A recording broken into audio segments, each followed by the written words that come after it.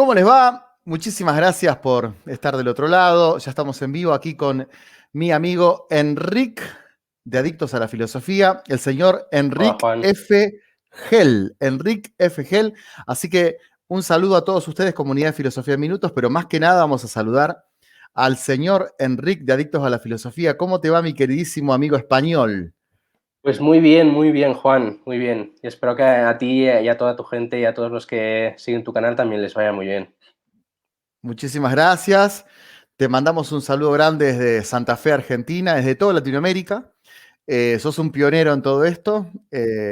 Empecé después de vos, así que te digo lo mismo que le digo a Fernando. Yo pensé, si vos pudiste, yo también puedo, así que gracias por eso. Estoy viendo, antes de empezar con las preguntas que tenía pensado para esto, estoy viendo que si hablamos de tu nombre, sos Enric F. Hegel y me suena Hegel. Es como, ¿no sentís que hay como una cosa ahí, Hegel, ¿no? Como hay un... Una vez me di cuenta, suelo firmar así porque mi apellido es Fernández, Enrique Fernández Gel. Entonces yo suelo firmar así y un día lo escribía y decía, ostras, si en vez de Fernández me hubiera apellidado Hernández con H, hubiera podido poner Hubiese Enrique quedado H. genial. Gel, ¿no? Y entonces alguna vez que he hecho algún directo o alguna entrevista y tal, lo he puesto, he cambiado la F por la H para hacer la broma y tal, pero entonces la Ahora, gente se piensa qué realmente que es así, bárbaro. pero no, es Fernández, es Fernández. Yo creo que gran parte del éxito de tu canal es que armaste muchos códigos de diálogo con la gente, ¿no? Es como que tenés un idioma con las personas que son, bueno, primero lo de Hegel, ¿no? Es como que lo de Hegel siempre hablas con ellos. Y después el tema de las mascotas que siempre tuviste al lado. Sí, Pikachu y Leónidas. Lo de Hegel fue una cosa orgánica que no sé, ni me acuerdo de dónde salió el meme o la broma o el chiste, pero bueno, mientras hay gente a la que ya no le hace gracia, que le cansa un poco, pero bueno, hay a otra muchísima gente, a un buen porcentaje de mi audiencia, si yo saco una encuesta y una de las opciones no contiene la palabra Hegel, siempre tengo gente ahí quejándose en los comentarios. Entonces Claro. es como... Y luego lo de Pikachu y Leónidas también fue saliendo de forma orgánica. Le empecé al principio, bueno, si tú ves los primeros vídeos, que no se lo recomiendo a nadie que lo haga, excepto si tiene como un interés muy histórico en ver los inicios del canal, pero aparte de eso no lo recomiendo a nadie, pero bueno, si uno lo ve, pues ve que está ahí Pikachu como de fondo y tal. ¿Vos Y tenés entonces, liberado tu primer video? ¿Lo sí, sí, tenés sí, sí, liberado? sí, Sí, el sí. primer vídeo, Eso ese, es sí, valentía. sí, sí, bueno, si van a mi canal y buscan los vídeos ordenados por antigüedad, el primero es presentación del canal, Adictos a la Filosofía, y luego el segundo es qué es la filosofía o algo así. Y sí, sí, lo Ah, pueden mirá ver. Y vos. eso, Hiciste un video de Pikachu estaba ahí de presentación. fondo. Sí, el primer vídeo, 3 minutos de, bueno, hola, ¿qué tal? Me llamo Enric y voy a hacer vídeos en YouTube y suscríbete, dale a like y no sé, ya está. Claro. ¿Cómo, Lo cómo, cómo típico. éramos en aquellos tiempos, viste? Es como que creíamos que YouTube tenía vida propia, entonces, o sea, me gustó mucho que hiciste como una especie de presentación. Bueno, chicos, llegué y les voy a explicar filosofía. Has cambiado mucho la estética del canal, ahora veo que tenés una biblioteca de fondo, Sí. Ahora, bueno, mayor ahora iluminación. no estoy en mi despacho, esta no es mi biblioteca, es la de mi mujer, estoy en el Ujú. despacho de mi mujer, porque en el mío prácticamente no llega la wifi para hacer este tipo de encuentros. Ah, bueno. Pero sí, es muy similar, tengo también mi biblioteca detrás Ujú. y ya está. Bueno, es que con el tiempo te vas dando cuenta que esas pequeñas cosas como que afectan mucho al rendimiento de un vídeo y del canal en Totalmente. general, ¿no? Que tenga buena calidad de imagen, sobre todo buena calidad de audio. Ahí te estás metiendo en un tema que estaba fuera de lo que yo pensaba charlar, pero Uh-huh. ya que lo dijiste, ¿por qué te parece que los de filosofía le tienen tanto recelo a lo que significa la estética de estar en redes sociales? O sea, Mm, buenas miniaturas, buena iluminación, buen sonido, marketing, una palabra que parece muy odiada en sí, la sí, filosofía, pero que es necesario para comunicar, ¿no? ¿Por qué te parece que hay tanto recelo sí, en sí. esto? Pues mira, yo creo que esto se remonta al debate histórico entre Platón y Aristóteles en cuanto al papel de la retórica en la filosofía. Qué bueno, qué bueno, qué bueno. Mirá Tú dónde sabes fuiste. muy bien que Platón tenía a la retórica. Es que está todo en Platón y Aristóteles, Juan. Sí, no, Platón tiene la retórica cruzadísima. O sea, para él retórica es igual a sofística. Entonces, la verdad, que es el ámbito de la filosofía, y la retórica, el arte de la palabra, que es el ámbito para él de la sofística, van completamente por separado, ¿no? Entonces, pero en cambio Aristóteles, de alguna manera, hombre, como ya sabemos, ¿no? Platón es muy de extremos, Aristóteles intenta balancear más las cosas y viene a decir, hombre, sí, pero si tú pones la retórica, la estética, el arte de la palabra y, por extensión, podríamos decir, el arte del marketing o el arte de la edición o lo que sea, De al la forma. servicio, la forma, si tú pones la forma al servicio del contenido, no está mal embellecer la forma, porque esa es la manera también de conseguir transmitir realmente el contenido, ¿no? Que es una cosa muy nietzscheana también. O sea, Nietzsche tenía como esta idea de yo tengo una verdad que quiero transmitir, pero si no la transmito a través de mi estilo, del estilo de escribir y tal, no la puedo transmitir, ¿no? Entonces es un poco como esa idea, ¿no? Que al final Platón tampoco puede escapar de eso, porque tú lees sus diálogos y dices, ostras, esto es de una belleza sistemática y no sé qué, que a veces es lo que más llama la atención, ¿no? O sea, es como un poco Ujú. intentar casar bueno, pues la filosofía con la presentación de la filosofía, ¿no? Y al final poner eso al servicio de lo primero. No, me pareció excelente y ¿sabes qué? Coincido 100%, más allá de que uno siempre tiene que coincidir con el entrevistado, por lo menos para darle ritmo a la Claro, entrevista. Te quiero redoblar la dale. apuesta. Vos me decís que, o sea, me hiciste este planteo que está buenísimo, pero vamos a agregar algo más. Yo siento que, por ejemplo, en el conflicto Sócrates-sofista, esto incluso lo hablé con Darío Stanraiver en la entrevista que le hice a él. Yo siento como que aquellos que tienen este prejuicio intelectual, este prejuicio del no marketing, se quieren encolumnar detrás de Sócrates, sentirse un poco Sócrates para no ser parte de los sofistas que son, por ejemplo, los divulgadores, vos y yo. ¿No ves Yeah. esa dicotomía? Sí, a ver, claro, el sofista tiene como muy mala fama porque hemos recibido al sofista a través de la crítica socrática, la crítica platónica, ¿no? Pero no sé, yo soy muy de. Soy muy de Platón, muy de Sócrates. O sea, el problema del sofista, el rol del Ujú. divulgador, al final, bueno, que podríamos decir quizás que tiene como dos partes, ¿no? Una es dar a conocer la filosofía tanto en su aspecto histórico, ¿no? La historia de la filosofía, los distintos pensadores y tal, como en su aspecto más teórico, las distintas ramas, los distintos temas que se tocan y tal. Pero luego yo nunca he entendido ese como quizás deseo de querer hacer una divulgación absolutamente neutra, ¿no? Como si eso fuera algo que fuera posible, ¿no? Como una divulgación absolutamente objetiva en el que yo no meto nada de lo que yo creo realmente después de todo lo que he pensado, e investigado y tal, ¿no? Entonces, como yo ya no creo que eso es posible, pues para mí la divulgación también incluye esa parte de, bueno, yo como divulgador que he tenido mis estudios, he estado estudiando, he estado leyendo, para poder presentároslo a vosotros, también voy a presentároslo de una manera que, digamos, apunte a lo que yo creo que es cierto, ¿no? A lo que yo creo que es verdad. Como creo que no se puede hacer de otro modo en el fondo, pues lo hacemos directamente con la cara descubierta, ¿no? Por decirlo así. Y vos llegás a la filosofía como una búsqueda de la verdad. O sea, esa es tu preocupación fundamental cuando decís, me decido a estudiar filosofía.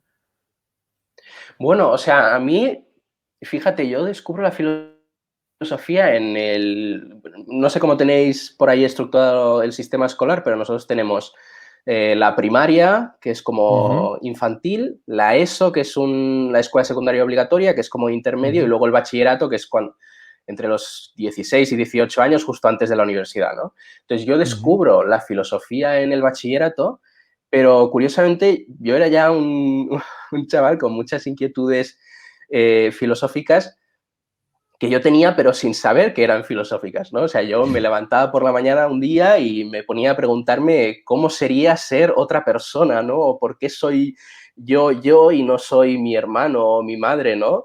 O me acuerdo Profunda la de una pregunta. vez que en un. Sí, sí, sí, o sea, como cosas Ujú. que si se las explicara a alguien, pues seguramente me hubieran enviado al psicólogo o algo, pero que dices que eran cosas como que yo le daba vueltas y tal y me parecían interesantes. Luego esto lo tenía que buscar, pero creo que entre la primaria y la ESO tuve que escribir un ensayo y lo hice sobre si la ciencia había refutado la existencia de Dios, ¿no? Entonces, como que yo ya, que era en el fondo un ensayo filosófico, obviamente nada interesante y muy cutre, pero era un ejercicio en el pensamiento filosófico que de algún modo yo no sabía que era filosófico, pero claro, como tenemos esto en nuestra naturaleza, ¿no? Y entonces en el bachillerato, al hacer la asignatura de filosofía, conocer al profesor de filosofía, que me enganchó un montón, me enganchó su pasión y tal, fue como descubrir que existía una disciplina con más de 2000 años de historia que se había dedicado sistemáticamente pues, a plantearse y tratar de responder las mismas preguntas que ya me había estado haciendo yo, ¿no? Entonces fue como, Claro. para mí fue un enamoramiento, básicamente, descubrirlo y decir, ostras, ¿Y esto es cómo, lo que yo estaba buscando. y cómo haces para pasar directamente a YouTube? Uf, O sea, vale, esto para tomar es, esa sí, decisión. sí, esto ¿Cómo haces? fue, yo empecé el canal en el 2016, que yo estaba en una situación en la que había terminado el grado de filosofía en el 2015 y entonces del 2015 al 2016 hice un máster Ujú.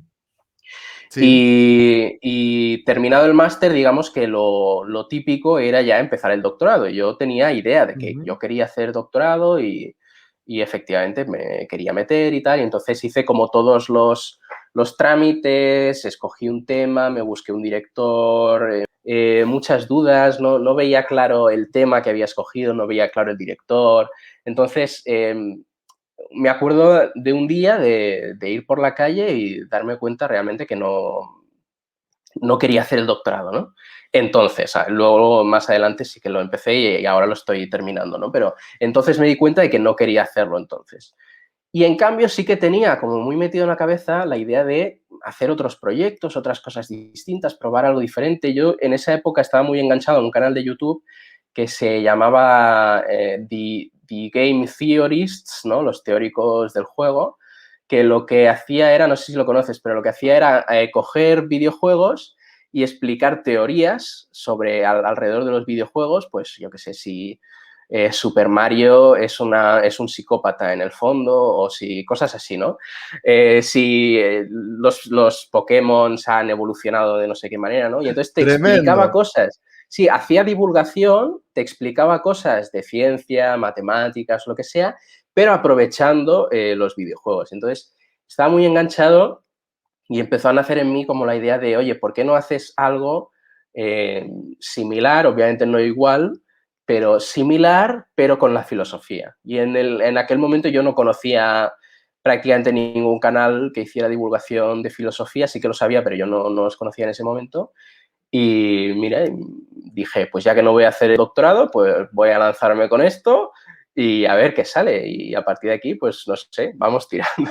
Y entonces hice mi primer vídeo en plan, hola, ¿qué tal? Aquí estamos, no sé qué, y desde entonces. Al ver la evolución actual de tu canal, es como que uno se da cuenta que sin darte cuenta fuiste como consolidando un estilo, porque yo, no sé, decime, corregime si no es así, pero yo siento como que hay un estilo como que, hola, hay una complicidad, hay mucha edición, hay cámara que se acerca, hay un chiste que no esperamos y hay un diálogo con el muñeco. O sea, es básicamente esa la estética y la dinámica que tiene tu presentación, no cambia eso.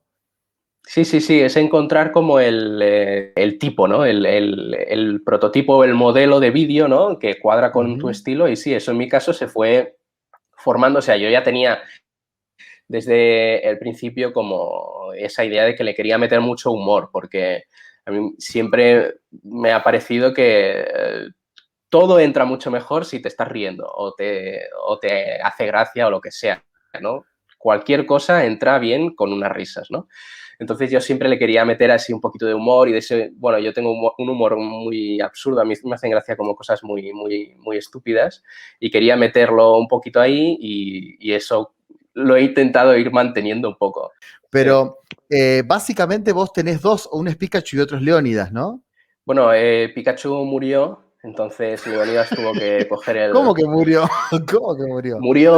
Murió porque estaba leyendo Hegel y para entenderlo tuvo que separar su intelecto de su cuerpo y eso es la definición de la muerte. Entonces murió, está en otra dimensión, pero bueno, Y Ahí ahora el está la Leonidas ha tenido clave, que ahí, coger ahí está la el clave de monte. por qué Hegel no forma parte de tu canal. Porque yo algo había escuchado, pero no tenía no sabía que era hegeliano el problema. La relación entre filosofía y ser pobre. Estudiar filosofía y no tener trabajo, que siempre es humor, ¿viste? Como que siempre, hoy no hay nada para comer porque papá estudia filosofía, mucho chiste negro Sí. sobre eso, ¿no? Cosas así, ¿no? ¿Qué pensás de esto? O sea, ¿qué pensás de un mundo digitalizado donde tenés infinitas posibilidades? O sea, ¿te parece bien Sí. seguir con esta estructura de los de filosofía somos pobres? ¿Qué te parece? Bueno, es el meme, ¿no? Y meme que, bueno, está ahí y hace gracia y nunca sabes si tiene algo de verdad o no. Yo no conozco a nadie que se haya muerto de hambre No, yo realmente, ¿no? tampoco. Por haber Ese es el estudiado tema. Yo no filosofía, conozco a nadie. pero Claro, ese es el tema. sí, claro. Entonces, no sé, o sea, sin más, ¿no? Bueno, es un poco, es como esos chistes de profesión, quizás un poco, ¿no? Como que también sirven como para tomarte un poco menos en serio a ti mismo y reírte un poco más de ti mismo, que nunca está mal, ¿no? Pero bueno, vivir de la filosofía, pues, no sé, claro, es que, a ver, propiamente quizás las dos vías principales son hacer carrera académica, ¿no? Ujú, Que, bueno, pues hacer carrera académica en filosofía no es que sea más difícil que hacer carrera académica en cualquier otra área, ¿no? ujú, Y la divulgación, ¿no? Y ujú, bueno, la divulgación ya ahí depende de cómo te lo montes tú y de tu mentalidad un poco de ujú, emprendedor quizás y cómo consigas navegar las distintas redes o lo que sea y el pequeño negocio, entre comillas, que te que puedas te montes. montar para, claro, Ujú. para que eso tenga un futuro, para que no sea yo voy a estar aquí divulgando en filosofía mientras no entra nada en casa, ¿no?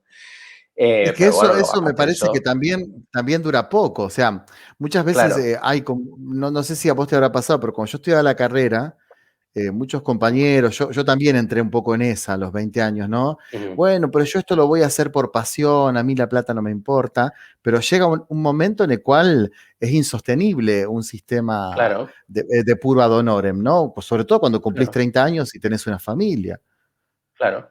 Sí, sí, totalmente. Bueno, y al final que tampoco es incompatible hacer algo por pasión y recibir una remuneración justa y digna por eso, ¿no? Al final es Totalmente. lo que te permite seguir haciéndolo, ¿no? Porque si no, Exacto, exacto. Así que el mensaje que le damos a las nuevas generaciones que quieren estudiar filosofía es estudien y que no sea yo una sí, preocupación ese tema. yo lo que digo siempre es, o sea, tú la carrera no la tienes que escoger con vistas a lo que vas a trabajar luego, porque es que tú entras en la carrera y 4 años después, o 5, si luego haces un máster especializador o lo que sea, no tienes ni idea de cómo va a estar el mercado laboral. O sea, a lo mejor hay trabajos ahora que de aquí a 5 años ya no existen, trabajos nuevos que ahora no existen, que de aquí a 5 años empiezan a resurgir o lo que sea, ¿no? O sea, el divulgador mismo, yo cuando empecé mm, la carrera, Ujú. en el 2011, divulgadores en YouTube que enseñaran así cosas de filosofía, ciencia y tal, eso no existía, eso es algo bastante reciente que, Ujú. bueno, que a lo mejor no nos hubiéramos esperado, ¿no? Entonces yo lo que siempre digo es, tú tienes que estudiar la carrera que sepas que la vas a disfrutar durante 4 años de tu vida, que al final son 4 años de tu vida que vas a estar estudiando algo, ¿no? Entonces, como mínimo, decide estudiar algo que vas a disfrutar. Y luego ya verás pues luego ¿Cómo ya te verás desenvuelves? lo que haces. O sea, que en general, a no ser que la situación sea como súper catastrófica, en general la gente siempre nos terminamos moviendo sabiendo navegar por las circunstancias, ¿no? Vos sabés que todo lo que dijiste estoy 100% de acuerdo. Agrego algo más nomás que es Ujú, también el hecho de adueñarte de un título al final, o sea, cuando uno ya se recibe, crea nuevas situaciones, ¿no? Como crea nuevas sensaciones, nuevas ujú. aspiraciones. O sea, no es lo mismo hablar de qué voy a hacer cuando yo sea profesor de filosofía 4 años antes, o sea, cuando empezás la carrera, que cuando ya tenés el título y ahí también hay una creatividad nueva, me parece a mí, que es la de la Sí, experiencia de sentir el título. Eso también te abre puertas psicológicas. Lo que pasa que sí, también, viste, hay como una cosa de quién me va a dar empleo, que también es por lo menos en Argentina, donde tenés bastante trabajo sí. como profesor de filosofía, ¿no? Pero piensa, sí, yo creo que cada vez el título que tú tengas va a importar cada vez menos a la hora de conseguir un trabajo. O sea, obviamente si tú quieres trabajar en el CERN, Ujú. pues quizás y has estudiado, no sé, zoología, pues a lo mejor si quieres entrar en el CERN, que estudian ahí física teórica, pues no vas a entrar, ¿no? Pero en general la tendencia que, o sea, el otro día, por ejemplo, estaba escuchando a Romuald Fons, que creo que lo conoces, Sí. que es, y Ujú. él explica que en su empresa, en la empresa que tienen, cuando les llegan currículums, lo último que miran es el título o lo que ha estudiado una persona. O sea, que eso ya no Totalmente. les interesan otras cosas de liderazgo, si tiene ganas de aprender, si tiene ganas de comprometerse con un proyecto unos cuantos años o lo que sea, ¿no? Entonces, Ujú. yo creo que al final, o sea, yo creo que la universidad cometió un error y es que se quiso transformar en escuela de, ¿cómo se dice esto? En escuela de especialización, ¿no? Sí. O sea, se quiso convertir en algo previo al mercado laboral cuando eso iba en contra de lo que era la universidad, que es la casa del conocimiento, que tú vas ahí no a prepararte para el mundo laboral, sino para conocer, para profundizar Ujú. en toda la tradición del conocimiento recibido, etcétera, ¿no? Entonces se quiso separar un poco de ahí, salió mal el experimento y, pues lo que digo, las empresas, en general la tendencia que yo veo es que cada vez miran estas cosas menos. Bueno, vamos al tema que nos convocaba. Íbamos a hablar de la apuesta de Pascal hoy. Vos sabés que Mm, yo traje como dos planteos. Uno es básicamente eh, tuyo, o sea, que tiene que ver con lo que intuyo que pensás vos de la apuesta de Pascal. Y después tiene que ver con mis visiones un poco existencialistas de la vida en general, que me llevan a enojarme un poco con Pascal. Yo no sé qué pensás vos, lo cual es mágico para esta interacción. Claro, porque no sé qué pensás. Capaz que me decís, yo no lo puedo ni ver a Pascal. Entonces estaría buenísimo eso. No sé qué pensás realmente, pero te tiro una primera pregunta. Bueno, primero, mm. haceme la gauchada. ¿Qué es la apuesta de Pascal? Explícalo vos. Sí, a ver, la apuesta de Pascal es un, digamos, dentro de los argumentos a favor o en contra de la existencia de Dios, es un argumento eh, muy peculiar porque no es algo teórico, sino que es un argumento más de tipo pragmático. O sea, no es un argumento cuya conclusión es, por tanto, Dios existe, sino que su conclusión es, por tanto, lo más racional o lo más razonable es comprometerte con la religión que te parezca más probable o comprometerte con el teísmo en general, ¿no? Entonces, Ujú. te lo propuse porque es un argumento que a mí hace mucho tiempo no me gustaba nada, o sea, lo consideraba bastante malo, me parecía que realmente la conclusión no estaba fundamentada y tal, pero últimamente, y no tengo realmente no tengo una opinión súper formada que esté preparado para Ujú. defender ni nada, sino últimamente, sobre todo a través del trabajo de filósofos más contemporáneos que lo defienden, como Liz Jackson o Michael Rota, que tienen Ujú. versiones actualizadas y un poco distintas de la apuesta de Pascal, pues no sé, le he recuperado como el interés y tal, y me parecía que por tu historia que me contaste y por tu Ujú. situación existencial y porque me parece que eres más tirando agnóstico y tal, pues me parecía interesante también cómo Genial. lo podía ver alguien desde tu perspectiva, ¿no? Porque piensa que, o sea, Pascal, o sea, cuando escribe o sea, la apuesta de Pascal está en los pensés, ¿no? En los pensamientos, pero Pascal cuando escribe los pensamientos ya está en los últimos momentos de su vida y se muere y le encuentran sus amigos los pensamientos como en notas y garabatos y tal, y la apuesta es un garabato que está ahí escrito en el margen de una página, no sé qué, entonces es como que Pascal tuvo como esta idea, esta iluminación, la puso por escrito, se murió sin poderla desarrollar y entonces hay que ir a ver, digamos, autores un poco más contemporáneos que le intenten como tirar por su línea, porque si uno se queda quizás solo en lo que Pascal escribió como en los pensés, dices, hombre, pues esto es muy pobre, ¿no? Como, Ujú. Claro, como entonces, que no sé, me parecía interesante. terminamos nosotros complementando lo que él no pudo por una cuestión biológica. Es como que nosotros lo Claro. volvemos a revivir, ¿no?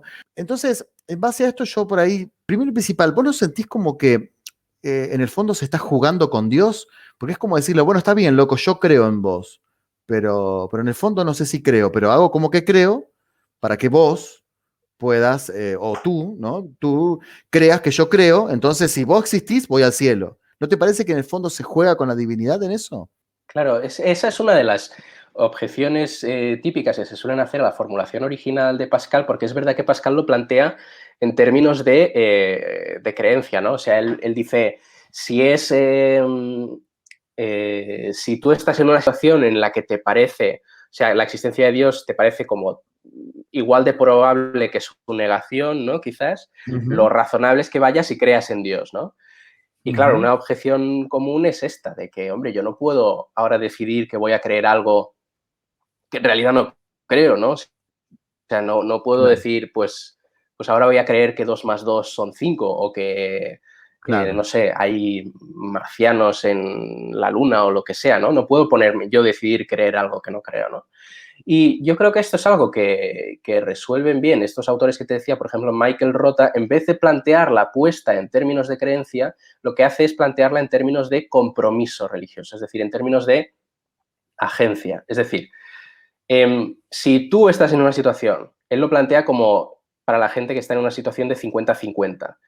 Porque también a veces se dice, hombre, si. O sea, yo, por ejemplo, pienso en la apuesta de Pascal con una persona que es atea 100%, pues no funciona y no tiene por qué funcionar, porque es una persona que no le atribuye ni tan siquiera la más mínima probabilidad a la existencia de Dios, ¿no? O con una persona que quizás le atribuye un 10% de probabilidades, pues tampoco va a funcionar, porque por un 10% pues quizás no vas a poner a hacerte nada, ¿no? Pero si uno está en una situación en la que quizás es 50-50 o 40-60, una cosa así más dentro de la filosofía, la religión y los argumentos a favor y en contra de la existencia de Dios, propiamente teórico que tenga como conclusión la proposición Dios existe, sino que es un argumento práctico o pragmático, que su conclusión es que es razonable o que es lo más racional o lo más razonable creer en Dios o comprometerse con el teísmo o con la religión que te parezca más probable, ¿no? Entonces, a mí me gustan las versiones más que la de Pascal, que está muy poco desarrollada por lo que decíamos, de que él lo escribe, se le ocurre, lo escribe en un garabato, en un papel y se muere, Ujú. y se muere. Sí, sí, Como como Pikachu, Leo, ¿no? sí, Como sí, Pikachu. como Pikachu, exacto. Sí, sí. Exacto. Pues a mí me gustan más las versiones más contemporáneas de Liz Jackson, por ejemplo, o Michael Rota, que si quieres luego te puedo pasar referencias y tú lo puedes poner en la descripción por si a alguien le interesa o lo que sea. Entonces, Michael Rota, por Bien. ejemplo, lo que plantea es una apuesta actualizada en el que está dirigida específicamente a personas que estén en una situación en la que la existencia de Dios sea para ellos como un 50-50, ¿sabes? O sea, que esta es una situación en la que es tan probable, o sea, te parece que es tan probable que Dios exista como que no exista, ¿no? Ujú. O 40-60, o en una situación como muy así en la que hay un equilibrio de probabilidades, ¿no?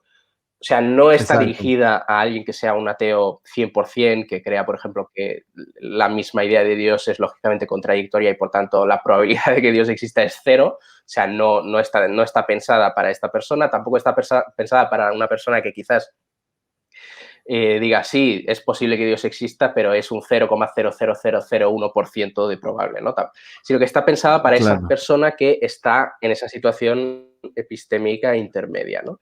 Entonces, lo que dice es que si Claro. estás en esa situación, lo más razonable o lo más racional es dar el paso de comprometerte con el teísmo en general o con la religión que te parezca la más probable, ¿no? Como Michael Rota es cristiano, él lo plantea en términos del cristianismo. O sea, si tú estás en una situación en la que el cristianismo te parece 50-50 de probable de que sea verdadero, lo más razonable, dice, Ujú. es comprometerte a vivir una vida cristiana. ¿Por qué? ¿Cuál es como el razonamiento detrás, ¿no? De por qué es lo más razonable hacer esta apuesta? O sea, básicamente por, como dice Pascal, una cuestión de riesgos-beneficios, ¿no? O sea, eh, si no me comprometo con una vida religiosa, si no me comprometo con Dios y resulta que Dios existe, lo pierdo todo, ¿no? O sea, la pérdida es infinita, el menos infinito, ¿no?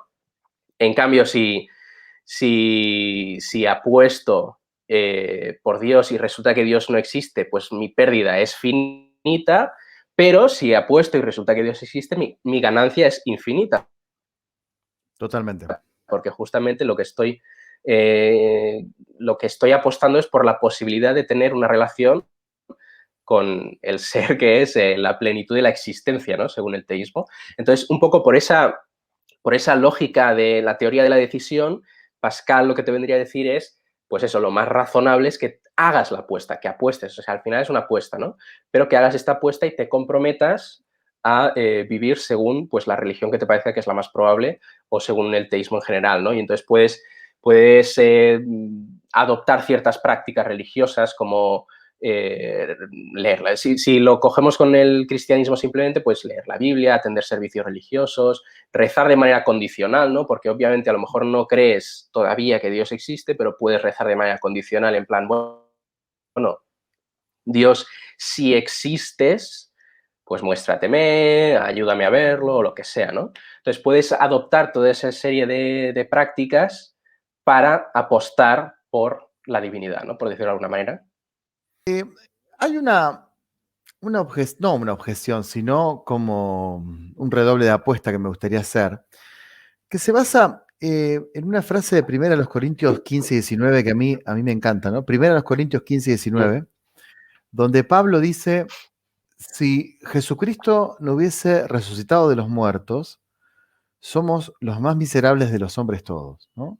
A mí me parece un momento desgarrador de la Biblia porque es como que Pablo lo que está diciendo ahí es, a ver, yo me estoy jugando la vida por este proyecto, digámoslo así, ¿no? O por este sueño del cielo, por esta realidad, pero si Jesucristo no resucitó, que era lo que predicaban los primeros cristianos, lo que estoy haciendo me vuelve automáticamente un miserable, porque yo podría aprovechar mi vida y no estar eh, predicando algo que en el fondo es mentira. O sea, que incluso recomiendo esta novela de un coterráneo tuyo, que se llama Miguel de Unamuno, que lo debes conocer porque obviamente es compatriota tuyo, que se llama San Manuel Bueno Mártir, donde empieza con ese versículo, ¿no? El argumento es un sacerdote que deja de creer en Dios.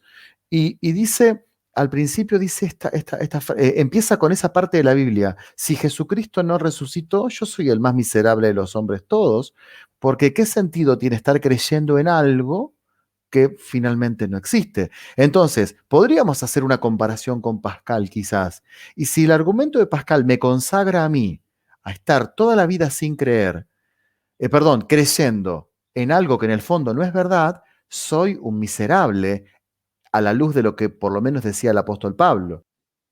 Claro, yo diría que no, porque al final supongo que Pablo también diría lo contrario, ¿no? O sea, si Jesucristo realmente ha resucitado y yo no creo en el cristianismo, pues aún más miserable voy a ser, ¿no? Aún más, aún peor, ¿no? También, o sea, también es verdad que quizás Pablo está en una situación, bueno, Pablo estaba en una situación en la que por ser cristiano te echaban a los leones, ¿no? Entonces, a lo Sí, mejor sí, si sí. uno está en una situación así, pues quizás la apuesta de Pascal, pues a lo mejor también tiene que reevaluarla a la luz de que sus riesgos son mayores, ¿no? Pero quizás no es nuestra situación, ¿no? O no es la situación de la mayoría de personas. Claro, pero a lo, No que sé a qué lo te que voy parece. es, estoy de Sí. acuerdo, estoy de acuerdo con vos.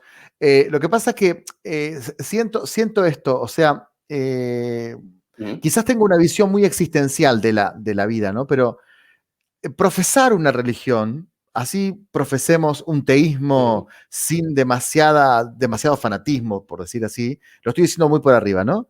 Implica un compromiso, también con una moral y con una ética y con una privación de ciertos placeres. Supongamos que te metes en una religión donde no se puede tomar café, la privación de por vida del café es algo que estoy perdiendo, Pascal, ¿se entiende? O sea, es como que yo le diría a Pascal, a ver, estoy perdiendo algo, me metí en una religión, estoy dando un ejemplo absurdo, ¿eh? Me metí en una sí, sí, religión no, donde no, no no, se no es puede absurdo, tomar no es café, absurdo.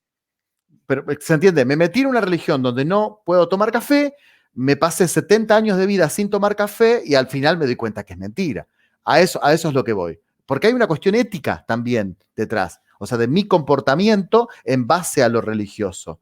Entonces, lo que no termino de entender de ese papelito de Pascal es esa expresión, en el fondo, si Dios no existe, no perdés nada. Sí, me perdí de tomar muchas tazas de café en este caso. Claro, claro. Sí, sí, sí. O sea, la clave está en entender, me parece a mí que Pascal lo está planteando como comparativamente hablando, ¿sabes? O sea, Claro, comparativamente hablando, lo que uno pierde si se compromete con Dios y resulta que Dios no existe, pues es algo, es significativo, es importante, pero comparativamente hablando no es nada comparado con lo que uno pierde si no se compromete y resulta que Dios sí que existe, ¿no? O exacto. si no da el paso quizás de buscar romper ese equilibrio del 50-50, ¿no? Porque si uno está en el 50-50, o sea, piensa que también, o sea, por lo que decía, es un argumento dirigido a un público muy específico, ¿no? O sea, una persona que está en esa situación de indecisión o indeterminismo entre las dos opciones, ¿no? Entonces, Pascal no sabemos muy bien lo que pensaría, porque lo que hemos dicho antes, se murió sin poder desarrollarlo, ¿no? Pero lo que Michael Rota, por ejemplo, Totalmente. te plantea es que tomar la apuesta puede ser un primer paso para seguir deshilando, seguir tirando del hilo para terminar de decidir esas probabilidades, ¿no? O sea, quizás comprometerte porque a lo mejor también parte de ese compromiso pues incluye pues empezar a estudiar filosofía de la religión o los argumentos contemporáneos sobre los que más se escribe en las revistas de filosofía o lo que sea, ¿no? A lo mejor eso es parte también de ese compromiso de voy a intentar realmente dilucidar esto, ¿no? Ujú. Y Y eso quizás luego te tanto, lleva a dilucidar más las probabilidades. claro. Y quizás en lo que estaríamos de acuerdo tanto vos y yo, Ujú. digo, como para consensuar hacia el final algo, es que el que no cree en Dios termina creyendo en cualquier cosa, como dice ese libro de Humberto Eco, creo que es, ¿no? Que dice, ¿en qué creen los que no creen? ¿No? Ese libro. El que no cree en Dios tiene que terminar creándose una suerte de Dios, un proyecto político, un proyecto de vida, el amor de una mujer, el amor de un hombre, la crianza de los hijos, no sé, en algo tiene que creer y adorar, en el mejor sentido de los términos, a eso que está siguiendo adelante. O sea, en el ser humano supongo que es con natural el creer y adorar. Mm. Así que en última instancia terminás reemplazando. Es decir, si no le prestas atención a lo que te dice Pascal, igual vas a terminar adorando algo, ¿no? Claro, eso también yo creo que tienes razón ahí, o sea, al final el sentido religioso es una parte natural y quizás una de las más íntimas del ser humano, ¿no? Entonces, si no le das a ese sentido religioso algo de la categoría de el ser máximamente perfecto, pues lo vas a llenar con otra cosa, incluso si no te das cuenta. A lo mejor a ti te parece que no, pero has metido ahí tu trabajo o tu persona o tu hijo o tu hija, ¿sabes? Tu hija ocupa Ujú. para ti el centro de Sí, gravedad que tendría que ocupar otra cosa, ¿no? O sea, al final, bueno, no sé, creo que es una de las lecciones, a lo mejor no estás de acuerdo conmigo, pero a mí me parece que es una de las lecciones de Nietzsche también. ujú. Dios se ha muerto, hay que meter algo ahí. Hay que meter Sí, algo sí. porque si no, se va todo al garete, ¿no? Entonces es como ese sentido religioso que sigue trabajando incluso bajo el presupuesto del ateísmo, ¿no? Ujú. Y ya que está, es como que me abrís nuevas puertas, ¿viste? Pero te tiro Ah, qué esta bien. puerta. El intelectualismo religioso que estoy viendo, porque no sé si a vos te Ajá. pasa, para mí la religión es siempre un problema en el sentido filosófico, ¿no? O sea, siempre es una pregunta. Y yo veo Ujú. esta cosa, ¿no? Muchas veces se les pregunta a personajes públicos, a políticos, a amigos nuestros, ¿vos crees en Dios? Y el tipo dice, obviamente que yo creo en Dios. O sea, con una certeza Mm. que a vos y yo que nos dedicamos a la filosofía, por lo menos ahí me da un poco de pavor, porque vos sabés que la persona no se dedica a nada religioso, pero tiene la convicción intelectual externa de que Dios existe. Bueno, eso es la corrupción del sentido religioso también. Eh, Lo es, dijiste sutilmente, lo dijiste sutilmente. no, o sea, es verdad, bueno, al final es esa hipocresía que se viste de puertas afuera, ¿no? pero de puertas adentro. Es como lo que podríamos llamar una religiosidad externa, pero vacía, ¿no? Por dentro. O sea, no hay ninguna religiosidad interna o en esa religiosidad externa, ¿no? No sé, a mí me parece, bueno, al final es una de las cosas que les criticaba Jesús a los fariseos, ¿no? Incluso. Totalmente, claro. Claro. Quería que entremos ahí, pero es ahí, ¿no? Es ahí. O sea, es la idea de sepulcro blanqueado, ¿no? O sea, Claro. una religión sin pregunta, que es pura convicción de fin de semana, a mí no me parece tentador en absoluto, ¿no? Por eso, quizás la filosofía también tiene ese rol, ¿viste? De recuperar la pregunta incluso al religioso honesto, ¿no? Como que, bueno, Sí, sí, totalmente. siempre planteo. Vos alguna vez hablaste de Santo Tomás de Aquino, con esto cierro el Ujú. podcast de hoy. Eh, el tema de las 5 vías, te vi corregir una vez un video y demás. Mm. ¿Cómo te llevas con esta cosa intelectual de tratar de buscar 5 vías que justifiquen? ¿No te dan ganas de ser más Kierkegaard, más existencialista, más qué sé yo? Mirá, estoy divagando, ¿eh? Un Heidegger que parece como que no cree, pero termina siendo sepultado en cristiana sepultura. O sea, ¿no te Sí, lleva un poquito más esta idea que la de buscar 5 vías que me lleven a la divinidad, ¿no? sí. Yo creo, mira, por decirlo llanamente, yo creo que si Dios nos ha dado la razón es para algo, ¿no? Es para que la usemos, no para, no para que la Totalmente. echemos por el váter, ¿no? Entonces es como lo que dice, lo que decía Chesterton. Chesterton, no sé si lo sabes, pero decía, yo cuando entro en la iglesia me quito el sombrero, pero no me quito la cabeza, ¿no? No me quito el cerebro. Entonces, Qué no sé, bueno, no la yo, conocía. sí, pues mira, pues este fundamentalismo religioso que ve en la razón una amenaza, yo nunca lo he entendido, porque al final se supone que o sea, esa misma religión que el fundamentalista comparte le está diciendo que la razón es un don de Dios, ¿no? Entonces, si es un don de Dios y es algo que Dios te ha dado, pues te lo habrá dado para algo, ¿no? Para entender, para que busques, para que te hagas preguntas, para que intentes a partir de la razón natural llegar a alguna parte y tal. No sé, yo lo veo como una aventura fascinante. No lo Ujú. veo para nada Sí, incompatible, ¿sabes? Sino al contrario, lo y veo hay como una, una parte necesaria de esa misma vida religiosa. pero me acuerdo que una vez en un curso de doctorado que me metí simplemente de oyente, había un protestante, mirá qué interesante, Enrique, que Ujú. tenía hecha una especie de objeción a esta idea, diciendo que en realidad está bien, bueno, fe y razón. Viste que Lutero dice que la razón es menos que la fe, ¿no?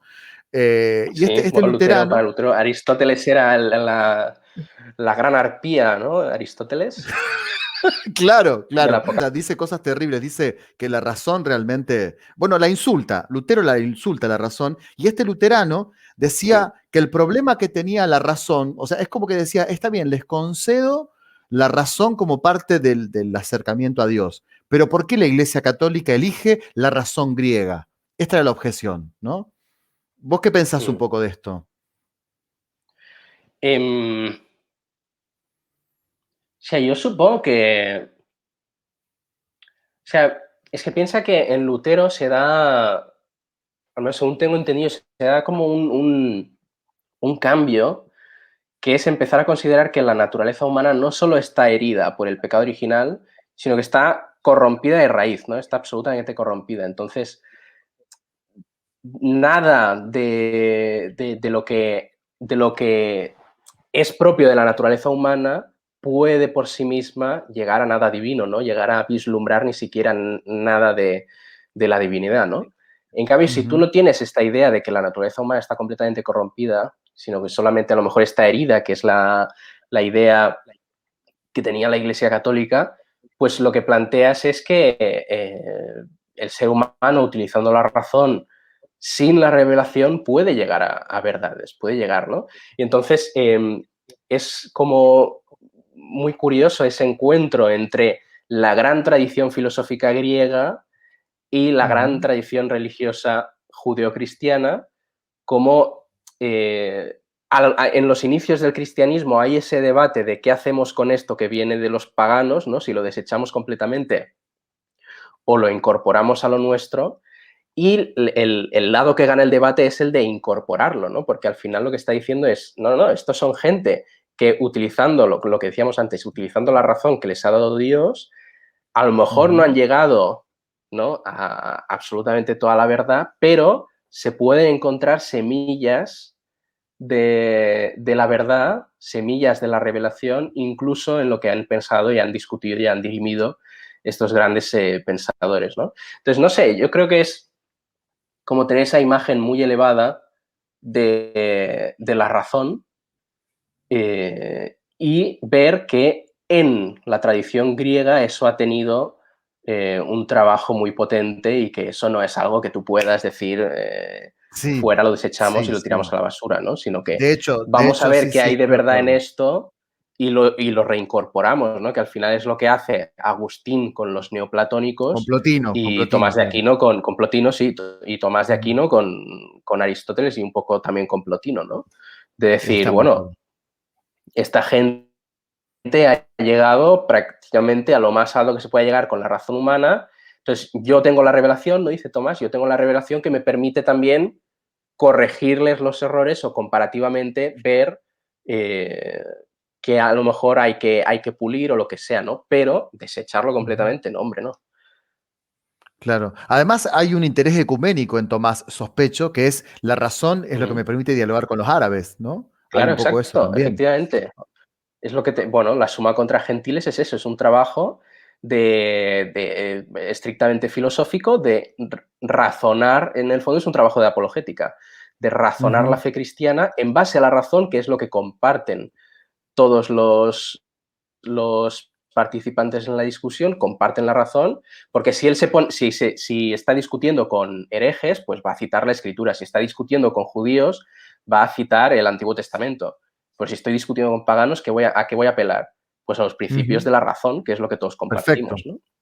Qué espíritu, ¿no? Qué espíritu ecuménico. Y ahí te dejo para un próximo Sí, no, realmente, o podcast una sea, pregunta. cuando, sí, no, Sí, no, decime, tú decime, lo, decime, lo decime. piensas, o sea, yo a veces ves como por ahí cosas como muy, bueno, impresiones muy basadas muy en el prejuicio de la filosofía medieval o de la filosofía religiosa, lo que sea, pero si tú te metes a estudiar esos autores te das cuenta de que la visión que tienen de la razón es estratosférica, es impresionante. O sea, Tomás de Aquino está convencido de que con la sola razón puedes llegar no solo a la existencia de Dios, sino a deducir prácticamente todos sus atributos. Que eso Ujú. es algo, o sea, que realmente a nosotros, como estamos acostumbrados, pues te lo dicen y dices, ah, bueno, pues sí, pero es una visión muy alta de la razón, que realmente el ser humano pueda llegar a conocer tanto solamente con el uso de la razón, ¿no? Claro. Y obviamente la modernidad, con Renato a la carga, se va a encargar de que todo esto sea eclipsado, ¿no? Es como para otro podcast, pero yo creo que Sí, cuando un alumno nos dice en clase, bueno, pero racionalmente Dios no existe, es como que está repitiendo una estructura de pensamiento moderno y sin darse cuenta que en realidad naturalizó una idea de razón, ¿no? A mí me pasó, bueno, este año estoy dando menos clases, pero en los últimos 15 años, esta cosa de decir, bueno, a ver, tratemos de pensar con la razón si Dios existe, es inaudito para un ser humano de hoy esto, porque está Kant detrás, está Descartes mm, detrás, ¿no? Hay algo de eso. sí, sí, totalmente. Mm, Sí, sí, sí, totalmente. Pero claro, o sea, muchas veces, o sea, no te das cuenta de, por ponerlo de alguna manera, de los presupuestos o de los prejuicios que arrastras sin saberlo, ¿no? O sea, que llegamos quizás a la escuela ya siendo modernos, ¿no? Porque ya hemos bebido la modernidad de todas partes, ¿no? Bueno, ahora quizás llegan a la escuela los niños siendo postmodernos, ¿no? Que es aún peor, ¿no?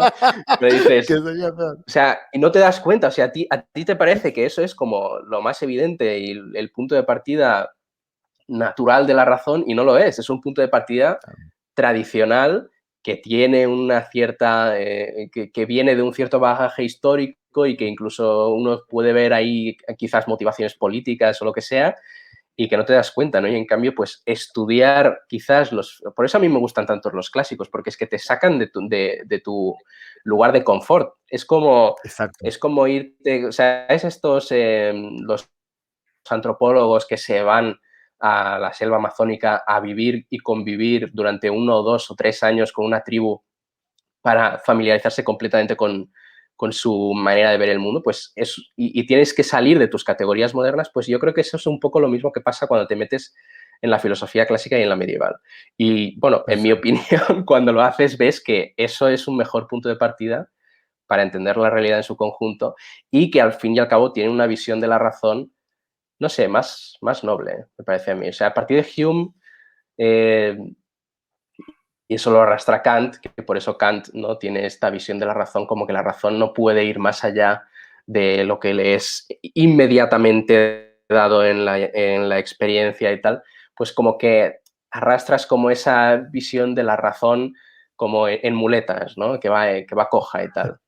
Y hombre, a lo mejor Qué es hora de bárbaro. revivir un poquito de volver a poner a la razón un poquito en su pedestal, ¿no? Que se merece. Exacto, exacto. Bueno, te agradezco mucho la presencia en el podcast aquí de Filosofía en Minutos. Para mí es un honor hablar con vos. Siempre, además es siempre un encanto porque sos un amigo, porque creo que generacionalmente también somos coetáneos. O sea, realmente te agradezco mucho. Sé que por una cuestión de horario es muy tarde en España, así que también mando un Sí. saludo a tu familia. Te deseo lo mejor para esta etapa que se viene adelante. Y bueno, te saluda toda la comunidad de Filosofía en Minutos. Y como te dije en algún otro vivo alguna vez, me enorgullece formar modestamente parte de quizás una generación de 10 o 15 youtubers de filosofía que se gestaron en estos últimos años. Así que yo quería simplemente formar parte y formar parte de vos, de Fernando, de Darin, o sea, estar ahí, al ladito de ustedes, por lo menos tratando de aportar algo. Así que gracias por eso.